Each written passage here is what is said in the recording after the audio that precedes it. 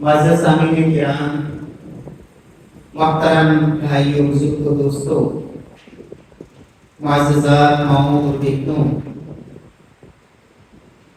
دنیا کی زندگی میں انسان کے اوپر سدا حالات ایک جیسے نہیں رہتے۔ کبھی فراوانی اور خوشحالی ہوتی ہے تو کبھی زندگی میں تنگدستی اور پریشانیوں کا سامنا بھی کرنا پڑتا ہے۔ بسا اوقات انسان حالات کے ہاتھوں اس قدر مجبور ہوتا ہے کہ اپنی اس پریشانی کو دور کرنے کے لیے، اپنی اس وقتی تنگی سے نجات پانے کے لیے اسے کسی دوسرے سے قرض لینا پڑتا ہے۔ قرض عربی زبان کا لفظ ہے جس کا معنی ہوتا ہے کاٹنا، کہ ایک شخص اپنے مال میں سے کچھ حصہ نکال کر کاٹ کر کسی دوسرے کے سپرد کرتا ہے۔ عربی زبان میں القرض مقراض المحبہ ایک جملہ بولا جاتا ہے کہ قرض یہ محبت کو کاٹ دینے والی ایک کینچی ہے۔ شریعت مطہرہ نے ہمیں قرض کے متعلق جو رہنمائی دی ہے، آج اس خطبہ جمعہ میں اس حوالے سے چند باتیں عرض کرنا چاہوں گا، اس دعا کے ساتھ کہ اللہ سبحانہ و تعالی ہمیں اپنے خزانوں میں سے عطا فرمائے اور زندگی میں رب کائنات ایسے حالات اور زندگی میں ایسی پریشانیاں نہ لائے کہ جن کے ہاتھوں مجبور ہو کر ہمیں قرض کی طرف جانا پڑے۔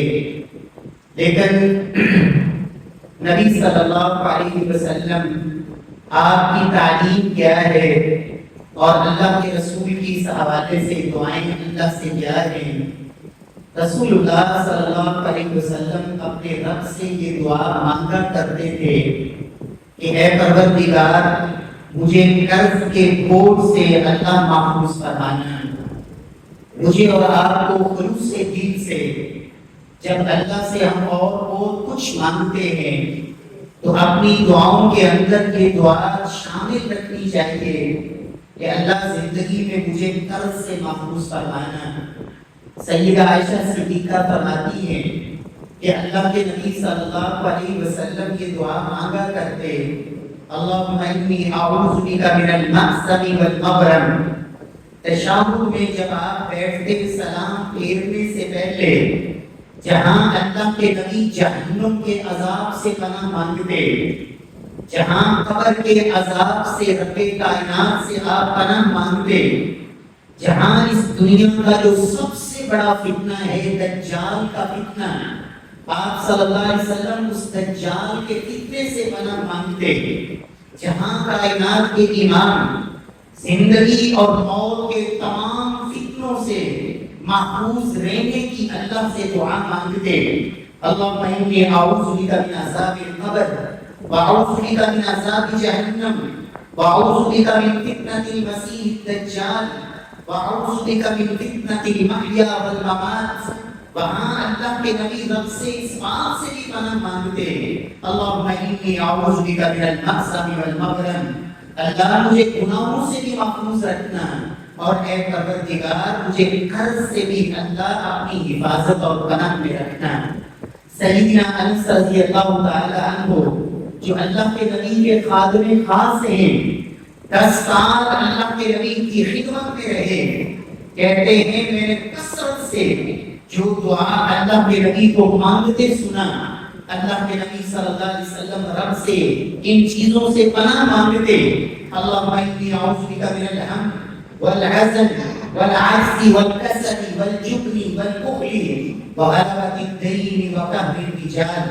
اے اللہ میں دنیا کے غم، پریشانیاں، دکھ، تکلیفیں، اے اللہ میں عاجز آ جاؤں، بے بس ہو جاؤں، سستی کا شکار ہو جاؤں، جہاں اللہ کے نبی ان چیزوں سے پناہ مانگتے، بزدلی سے آپ پناہ مانگتے، بخل سے پناہ مانگتے، وہاں اللہ کے نبی کے دعا میں یہ الفاظ وَغَلَبَةِ الدَّيْنِ وَقَهْرِ الرِّجَالِ، اللہ میرے اوپر قرض اتنا چڑھ جائے کہ میں قرض کے بوجھ تلے دب جاؤں، اللہ اس چیز سے تیری پناہ چاہتا ہوں۔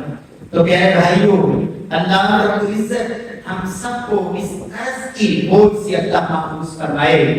نبی صلی اللہ علیہ وسلم قرض سے کیوں پناہ مانگا کرتے؟ ایک صحابی نے سوال بھی کیا تھا، یا رسول اللہ صلی اللہ علیہ وسلم آپ قرض سے اس قدر پناہ کیوں مانگتے ہیں؟ اللہ کے رسول فرماتے ہیں انسان جب قرض لے لیتا ہے، پھر ادائیگی کا جب وقت آتا ہے، وعدہ وفا کرنے کا وقت آتا ہے، بسا اوقات انسان کے پاس ابھی وہ وسعت نہیں ہوتی، پھر وہ کیا کرتا ہے؟ وہ وعدہ خلافی کرتا ہے، پھر صرف وعدہ خلافی نہیں کرتا بلکہ بسا اوقات سے جھوٹ بھی بولنا پڑتا ہے۔ اس قرض کی وجہ سے وہ جھوٹ بھی بولتا ہے، اس قرض کی وجہ سے وہ وعدہ خلافی بھی کرتا ہے، جبکہ اللہ کے نبی صلی اللہ علیہ وسلم نے فرمایا تھا لوگوں مومن کبھی جھوٹا نہیں ہوتا، اور اس شخص کے اندر تو ایمان اور دین ہی نہیں جس بندے کے اندر عمل کی پاسداری نہیں۔ اور نبی صلی اللہ علیہ وسلم نے اس قرض کی سنگینی کو ایک اور انداز میں بھی سمجھایا۔ سیدنا محمد بن جحش صحابی رسول ہیں، کہتے ہیں میں اللہ کے رسول کی مجلس میں موجود تھا، اچانک کائنات کے امام نے آسمان کی طرف نظر اٹھائی اور اللہ کے نبی صلی اللہ علیہ وسلم نے آسمان کی طرف نظر اٹھانے کے بعد پھر اپنے سر کو جھکا دیا، آپ کے ماتھے پہ پریشانی کے آثار ظاہر ہوئے، پھر آپ نے زبان میں قطر کو حرکت دی اور کہا سبحان اللہ ماذا نزل من التشدید، اللہ ساری تعریفیں تیرے لیے، پاکیاں تیرے لیے۔ اے نبی صلی اللہ علیہ وسلم نے فرمایا میرے صحابہ کس قدر آسمان سے سختی اتری ہے، کس قدر شدت اور سختی نازل ہوئی ہے۔ صحابہ کرام رضوان اللہ علیہم اجمعین نے سوال کر دیا اے اللہ کے نبی صلی اللہ علیہ وسلم وہ سختی کیا اتری ہے؟ اللہ کے نبی فرماتے ہیں والذی نفسی بیدی لو ان رجلا قتل فی سبیل اللہ ثم احیا ثم قتل ثم احیا ثم قتل، اللہ کے نبی صلی اللہ علیہ وسلم فرماتے ہیں مجھے اس ذات کی قسم جس کے ہاتھ میں میری جان ہے، اگر کوئی شخص اللہ کی راہ میں شہید کر دیا جائے، دوبارہ پھر اسے زندگی ملے، پھر اللہ کی راہ میں دوسری مرتبہ شہید کر دیا جائے، اللہ پھر اسے زندگی دے، تیسری مرتبہ پھر رب کائنات اسے شہید کر دے اور شہادت کا رتبہ پائے، 3 دفعہ وہ اللہ کی راہ میں شہادت کے رتبے پہ پہنچے، اللہ کے نبی صلی اللہ علیہ وسلم فرماتے ہیں وَعَلَيْهِ دَيْنٌ، پھر اس کے ذمہ قرض ہو، یہ 3 مرتبہ شہادت کا رتبہ پانے کے باوجود اگر اس کے ذمہ قرض ہے ما دخل الجنہ حتی یقضى عنہ دینہ، جب تک اس کا قرض ادا نہیں ہوگا رب کائنات اس کو 3 مرتبہ شہادت پانے کے باوجود اللہ اس کو جنت کا داخلہ نصیب نہیں فرمائے۔ میرے پیارے بھائیو، قرض یہ معمولی چیز نہیں کہ انسان پرواہ نہ کرے اور انسان اس کی ادائیگی کی فکر نہ کرے۔ اللہ کے نبی صلی اللہ علیہ وسلم نے فرمایا تھا نفس المؤمن معلقۃ بدینہ حتی یقضى عنہ دینہ، مومن جب دنیا سے چلا جاتا ہے اس کی جان لٹکتی رہتی ہے، معلقۃ بدینہ، قرض کی وجہ سے جان لٹکی رہتی ہے جب تک کہ اس کا قرض ادا نہ کر دیا جائے۔ وہ قرض لاکھوں کروڑوں اربوں نہیں، اللہ کے نبی نے صحابی کے ذمے صرف 2 دینار قرض تھا، اللہ کے نبی نے اس کا جنازہ نہیں پڑھایا، صحابہ سے کہا اس کا جنازہ تم پڑھ دو، ایک صحابی آگے بڑھے، کہا یا رسول اللہ اس کا قرض میرے ذمے ہے، آپ جنازہ پڑھائیے میں ادا کر دوں گا۔ اللہ کے نبی کی اس سے 1-2 دن کے بعد ملاقات ہوئی، پوچھا تو نے وہ 2 دینار ادا کر دیے؟ کہا یا رسول اللہ ابھی تو نہیں کیے۔ پھر 1-2 دن کے بعد پھر ملاقات ہوئی، کہا یا رسول اللہ میں نے وہ 2 دینار قرض اپنے بھائی کا ادا کر دیا ہے۔ آپ نے فرمایا الآن قررت جلدہ، اب تو نے اس کی روح کو سکون اور ٹھنڈک پہنچائی ہے۔ پیارے بھائیو، انسان اگر قرض ہے جس میں اس کو فکر ہونی چاہیے، لیکن اس کا یہ مطلب قطعاً نہیں کہ قرض لینا جائز ہی نہیں۔ شرعی طور پر انسان ضرورت کے لیے مجبوری کے تحت قرض لے سکتا ہے، لیکن اس پر سود کا پہلو نہ ہو۔ شرعی حدود و قیود کی پابندی کرتے ہوئے قرض انسان لے سکتا ہے۔ اللہ کے نبی صلی اللہ علیہ وسلم کے صحابی عبداللہ المخزومی بیان کرتے ہیں کہ اللہ کے نبی صلی اللہ علیہ وسلم نے مجھ سے 40,000 درہم قرض لیا۔ استقرض منی النبی صلی اللہ علیہ وسلم 40,000، 40,000 درہم مجھ سے اللہ کے نبی نے قرض لیا۔ پھر جب آپ کے پاس مال آیا، فدفعہ الیہ، آپ نے مجھے بلایا، 40,000 کو درہم قرض میرے سپرد کیا، ساتھ میرا شکریہ ادا کیا، مجھے دعائیں دی، کہا بارک اللہ فی اہلک و مالک، اللہ تیرے مال میں بھی برکت ڈالے، اللہ تیرے اہل و عیال میں بھی برکت ڈالے۔ انما جزاء الصلف الحمد والادا، قرض کی بہترین ادائیگی یہ ہے کہ انسان اس کا شکریہ بھی ادا کرے، اس کو دعائیں بھی دے، اور اس کا جتنا حق تھا انسان اچھے طریقے سے اس کا حق اس کے سپرد بھی کر دے۔ حتیٰ کہ نبی صلی اللہ علیہ وسلم کو بسا اوقات ضرورت پیش آئی، اللہ کے نبی صلی اللہ علیہ وسلم نے صرف مسلمان ہی نہیں بلکہ آپ کے غیر مسلم یہودی سے بھی آپ نے قرض لیا۔ جب ضرورت پڑی قرض لینا اس کی اجازت ہے، لیکن بوقت ضرورت۔ اور یاد رکھیں جو انسان قرض لیتے ہوئے یہ نیت کرتا ہے اللہ مجبوری کی وجہ سے لے رہا ہوں، ضرورت ہے، اس کے بغیر چارہ کوئی نہیں، عیاشی کے لیے نہیں، اپنی زندگی کی دنیاوی خواہشات کو پورا کرنے کے لیے نہیں، ایک مجبوری ہے، ضرورت ہے، اللہ اسباب تمہیں پہ دینے ہیں، ادائیگی کی توفیق بھی تمہیں دینی ہے۔ جب انسان قرض لیتے وقت یہ نیت کر لے، سچی نیت ہو۔ سیدہ عائشہ فرماتی ہے رضی اللہ تعالی عنہ، جس بندے کی قرض لیتے وقت یہ نیت ہو کہ میں نے یہ قرض ضرور ادا کرنا ہے، اللہ رب العزت اس کی ادائیگی میں مدد بھی فرماتے ہیں۔ وَسَبَّبَ لَهُ رِزْقًا، اللہ اس کے لیے اسباب رزق بھی پیدا کرتے ہیں جس سے وہ اپنے قرض کو ادا کر لے۔ حتیٰ کہ ایک روایت میں یہ لفظ بھی ہے، اگر نیت اچھی ہو اللہ رب العزت دنیا میں اس کو توفیق دیتے ہیں کہ اپنا وہ قرض ادا کر لے، لیکن اگر نیت سچی تھی، کھری تھی، ادائیگی کرنا چاہتا تھا، نہیں کر سکا، کل قیامت کا دن ہوگا، تجاوز اللہ عنہ وارضى صاحب الدین عنہ، اللہ رب العزت اس کی اس کوتاہی پر جو دنیا میں ادا نہ کر سکا، قیامت والے دن اللہ اس سے درگزر بھی فرمائیں گے، اور جو قرض لینے والا ہوگا اللہ اس کو خود اپنے پاس سے راضی کریں گے۔ اور ایک روایت میں لفظ ہے اَدَّ اللَّهُ عَنْهُ يَوْمَ الْقِيَامَةِ، یہ جس کی نیت سچی تھی، کھری تھی کہ میں قرض اس لیے نہیں دے رہا کہ ایک دفعہ آ جائے، پھر دیکھتی جائے گی، کوئی لیندہ مرے گا، کوئی دیندہ مرے گا، اور کئی تو کہہ دیتے ہیں جنازے کے موقع پہ ابا جی کا قرض ہم دیں گے، جب لینے والے آتے ہیں کہتے ہیں جاؤ قبر والے سے لو، ہمیں دیا تھا۔ میرے پیارے بھائیوں، اگر نیت سچی ہو دنیا میں نہ دے سکا، اللہ کے نبی فرماتے ہیں قیامت والے دن اللہ اس کی طرف سے خود ادائیگی کریں گے، اور وہ قرض لینے والا اللہ اس کو راضی کریں گے۔ پیارے بھائیوں، اللہ رب العزت ہمیں اس سے محفوظ فرمائے، لیکن اگر ضرورت پڑے، پھر اگر رب کا نام لے کر اس سے لے رہے ہیں، اللہ کا وعدہ لے کے لے رہے ہیں، اور اسلام اور اہل ایمان اور اپنے بھائی سے اس وجہ سے معاملہ کر رہے ہیں، وہ آپ کو نیک سمجھ کے، دین والا سمجھ کے، مسلمان سمجھ کے، آپ کس مصیبت میں آپ کے کام آ رہا ہے، پھر آپ کو بھی اللہ سے ڈرنا چاہیے۔ وَاتَّقُوا يَوْمًا تُرْجَعُونَ فِيهِ إِلَى اللَّهِ، لوگوں ڈرو اس دن سے جب تم سب نے اللہ کی طرف لوٹ کے جانا ہے۔ ثُمَّ تُوَفَّى كُلُّ نَفْسٍ مَا كَسَبَتْ، ہر جان کو پھر ایک ایک ذرے کا بدلہ دیا جائے گا۔ وَهُمْ لَا يُظْلَمُونَ، وہاں کسی پر کوئی ظلم نہیں ہوگا۔ اللہ رب العزت سے بڑھ کے عدل والی انصاف والی کوئی ہستی نہیں، انسان کی نیت سچی ہو تو پھر اللہ کیسے اسباب بناتے ہیں۔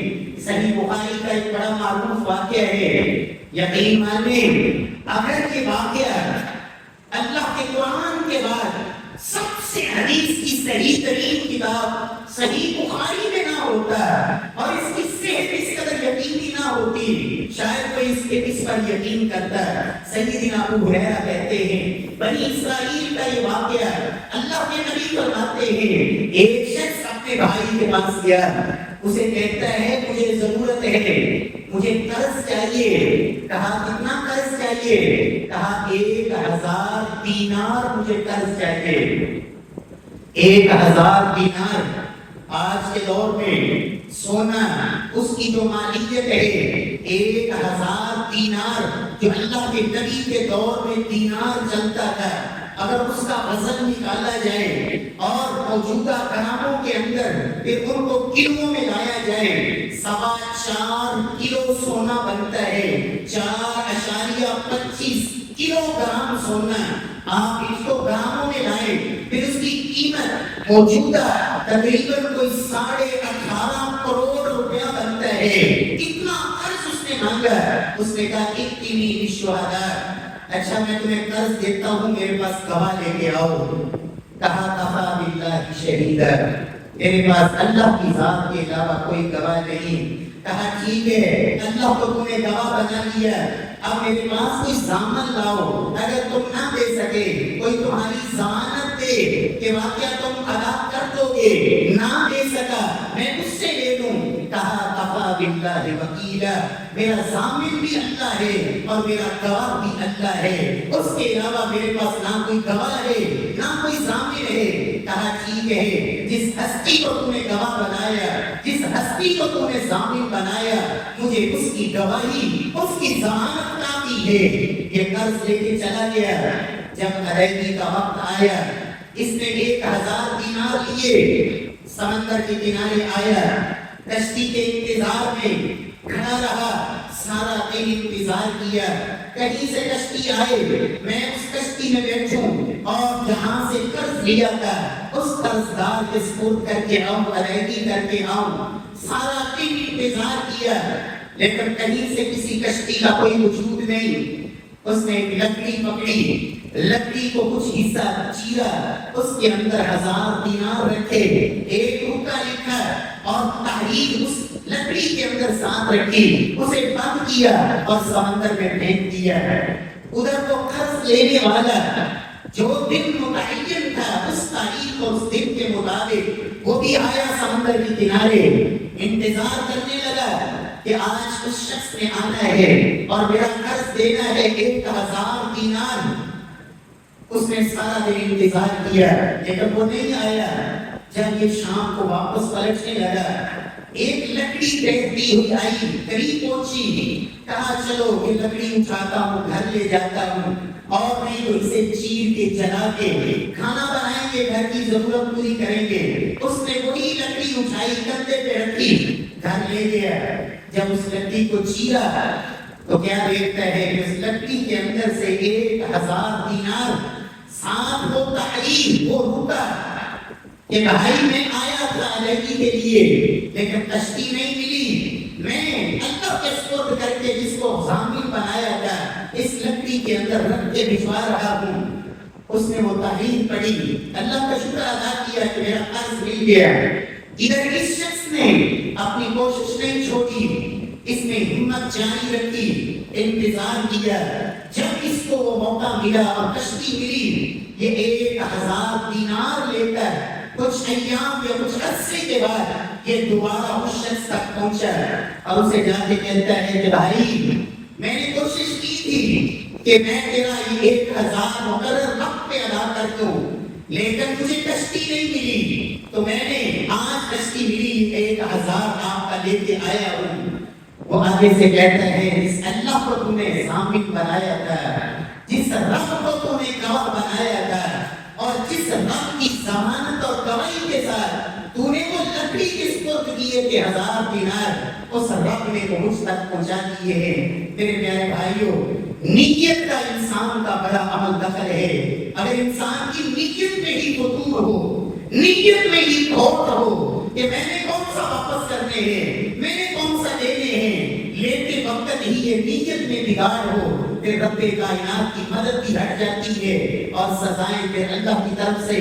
اللہ کے نبی صلی اللہ علیہ وسلم فرماتے ہیں ایما رجل استدان دینا لا يريد ان يؤدي الى صاحبه حقه خدعه. جو بندہ کسی سے قرض لیتا ہے، لیتے وقت نیت یہی ہے کہ نہیں دینا، دیکھوں گا کیسے واپس لے گا، نہیں ادائیگی کرنی، خدعه فراڈ دھوکہ نیت میں شامل ہے. فرمایا فماتا، اسی حالت میں مر گیا، لم یؤدی دینا، مرنے سے پہلے قرض نہیں دیا، لقی اللہ وہو سارق. کل قیامت کا دن ہوگا جہاں چوروں کی لائن لگی ہوگی، جس نے دنیا میں جتنی چوری کی وہ چوری کا مال گردن پہ لگا ہوگا، ساری چوریاں حتیٰ کہ ایک سوئی بھی خیانت کی، ایک سوئی کے مقدار بھی خیانت اور چوری کی گردن پہ وہ بھی لگی ہوگی. اللہ کے نبی نے فرمایا لوگوں خبردار، کسی نے اونٹ چوری ہو کیا ہوگا، وہ اونٹ بھی اس کی گردن پہ ہوگا، کسی نے گائے چوری کی ہوگی، وہ گائے بھی اس کی گردن پہ ہوگی، کسی نے بکری چورائی ہوگی، وہ بکری بھی اس کی گردن پر آوازیں نکال رہی ہوگی. فرمایا یہ شخص جس نے قرض کی نیت سے مال لیا پھر ادا نہ کیا، قیامت والے دن جہاں چوروں کی لائن ہوگی، اسی لائن میں رب کائنات اس بدنصیب کو بھی کھڑا کریں گے. اللہ کے ہاں سے چور بنا کے پیش کیا جائے گا کہ دنیا میں مال لیا لیکن ادائیگی نہیں کی. دوسری روایت میں اللہ کے رسول فرماتے ہیں من مات وهو لا يكفي قضاءه فذاك الذي يؤخذ من حسناته. لوگوں وہ شخص جس نے دنیا میں کسی سے قرض لیا، نیت یہ ہے کہ ادا نہیں کرنا، نیت میں فتور ہے. فرمایا قیامت والا دن آئے گا جہاں اب نہ درہم ہے، نہ دینار ہے، نہ سونا ہے، نہ چاندی، نہ روپیہ، نہ پیسہ. وہاں کیا ہوگا؟ فرمایا یؤخذ من حسناتی. وہاں اس کی وہ نمازیں، تہجد کی نمازیں، صف اول کی نمازیں، وہ روزے، وہ اس کی عبادتیں، وہ اس کی پہاڑوں جیسی نیکیاں.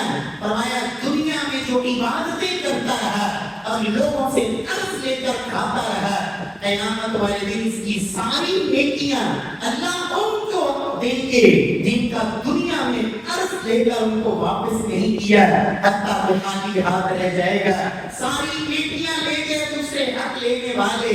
اور اللہ کے نبی نے فرمایا تھا میرے صحابہ جانتے ہو کنگال کون ہے، مفلس کون ہے؟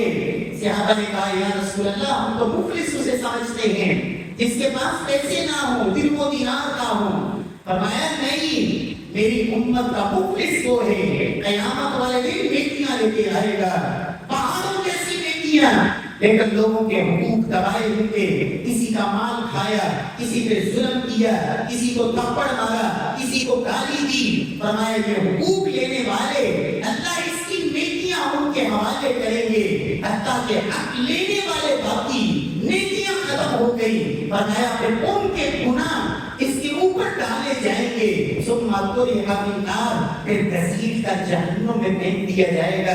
رب کائنات ہمیں اس ذلت سے اللہ محفوظ فرمائے. پیارے بھائیو، اگر قرض لے بیٹھے ہیں اللہ سے دعائیں کیا کریں، اللہ زندگی میں توفیق دے دے، میں ادائیگی کر لوں. نہیں تو لکھیں، اپنی اولاد کو وصیت کریں، اسے بلائیں، بتائیں، موت کے وقت کا کوئی پتہ نہیں. اور صحابہ کرام جن کو اللہ نے جنت کی بشارتیں دی، غزوے کے جنگ کے اندر سب میں کھڑے ہیں، سامنے لڑائی کے لیے مقابل موجود ہیں. بیٹے کو کہتے ہیں بیٹا میرے اوپر اتنا قرض ہے، مجھے لگتا ہے کہ آج میں شہید کر دیا جاؤں گا.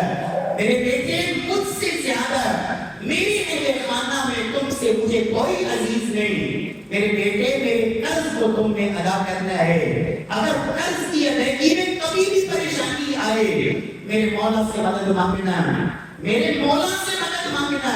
اور سیدنا عبداللہ کہتے ہیں رضی اللہ عنہ حضرت زبیر کے بیٹے اشرا مبشرہ میں سے کہتے ہیں قرض لینے والے میرے پاس آ کے کہتے عبداللہ تم چاہتے ہو تو ہم تمہارے باپ کا قرض معاف کر دیتے ہیں. کہا نہیں میں نے ادائیگی کرنی ہے. اور کہتے ہیں کہ جب بھی مجھے پریشانی ہوتی میں کہتا یا مولا الزبیر اقضی عنہ دینا، اے زبیر کے مولا اس کے قرض کو ادا کر. کہتے ہیں کہ اللہ نے مال میں اتنی برکت ڈالی، اتنی برکت ڈالی. کہتے ہیں 4 سال تک حج کے موقع پر میں اعلان کرتا حجاج کرام میں کسی شہر اور علاقے سے آنے والا کوئی حاجی اس نے میرے والد زبیر سے قرض لینا ہو مجھے بتائے، میں زبیر کا بیٹا اپنے باپ کا قرض ادا کرنے کے لیے تیار ہوں. 4 سال حج کے اندر اعلان کرتے رہے اور اللہ نے اتنی برکت ڈالی سارا قرض بھی اتر گیا. اور پھر اللہ نے وراثت میں بڑی برکت ڈالی. انسان کی نیت کے اندر فتور نہیں ہونا چاہیے. سیدنا علی المرتضیٰ کے پاس ایک شخص آیا کہتا ہے امیر المؤمنین میں نے مکاتبت کی ہے اپنے مالکوں سے، غلام تھا کہ میں آزاد ہونا چاہتا ہوں، اپنے مالکوں سے اپنی قیمت طے کر چکا ہوں لیکن اب مجھ سے ادائیگی نہیں ہو رہی، آپ میری مدد کریں. تو سیدنا علی رضی اللہ تعالی عنہ فرماتے ہیں میں تمہیں وہ دعا نہ سکھا دوں جو اللہ کے نبی نے مجھے سکھائی تھی اور کہا تھا علی لو کان علیک دین مثل طبیر، علی اگر تیرے اوپر صغیر پہاڑ کے برابر بھی قرض ہوگا تم یہ دعا اللہ سے مانگو گے اللہ وہ پہاڑوں کے برابر قرض بھی تم سے ادا کروا دیں گے. تم بھی وہ دعا مانگا کرو. اور میں اپنے بھائیوں سے کہوں گا خود یہ دعا یاد کریں، اپنی بیوی کو یاد کروائیں، اپنے بچوں کو یاد کروائیں. آپ کی ہر نماز کے اندر تشہد میں اس وقت تک سلام نہ پھیریں جب تک رب سے یہ دعا نہ مانگ لیں. سجدے میں گئے ہیں سر نہ اٹھائیں جب تک رب سے یہ دعا نہ مانگ لیں. اللہم اکفنی بحلالک عن حرامک وأغنني بفضلك عمن سواك اللهم اكفني بحلالك عن حرامك. دعا کے الفاظ پہ آپ غور کریں. اللہ جو تو نے مجھے رزق حلال عطا کیا ہے اللہ اس کے اندر اتنی برکتیں ڈال دے، اتنی برکتیں ڈال دے. اللہ حرام کے انبار لگے ہوں اللہ میں اس کی طرف نظر اٹھا کے بھی نہ دیکھوں. اتنا غنی کر دے، حلال پر مجھے اتنا قناعت کرنے والا بنا دے، حرام سے بچنے والا ہوں. وَأَغْنِنِي اللہ رزق کے خزانے تو تیرے پاس ہے. اللہ تو مجھے اپنے علاوہ دنیا کی ہر ہستی سے بے نیاز کر دے. سوالی ہوں تو صرف تیرے در کا، ہاتھ پھیلاؤں تو صرف تیرے سامنے، مانگوں تو اللہ صرف تجھ سے. اللہ دنیا والوں سے مجھے مستغنی کر دے. آمینی بفضلک اللہ اپنے فضل کے ساتھ اپنی رحمت کے ساتھ مجھے اپنے علاوہ ہر ایک سے بے پرواہ کر دے. یہ دعا مانگا کریں. رب کائنات قرض کے بوجھ سے نجات عطا فرمائیں گے. اللہم اکفنی بحلالک عن حرامک واغننی بفضلک عمن سواک. اللہ رب العزت ہم سب کو اللہ اپنے خزانوں میں سے نصیب فرمائے اور جو مقروض ہیں اللہ ان کی مدد فرمائے، اللہ ان کے لیے اسباب پیدا فرمائے. اور اللہ قرض دار جو ہے قرض لینے والے اللہ ان کو توفیق دے کہ جو تنگ دست ہے اس کو مہلت دے دے، نہیں دے سکتا معاف کر دے. اللہ نے اس کے بھی بے شمار انعامات رکھے ہیں. اللہ رب العزت ہمیں اللہ کے نام پر دیے گئے وعدے اللہ ان کو وفا کرنے کی توفیق دے. اللہ اس قرض سے محفوظ فرمائے اور جن کے ذمہ قرض ہے اللہ زندگی کے اندر اندر موت سے پہلے اللہ اس بوجھ سے نجات نصیب فرما دے. واقول قولی ھذا وآخر دعوانا الحمد للہ.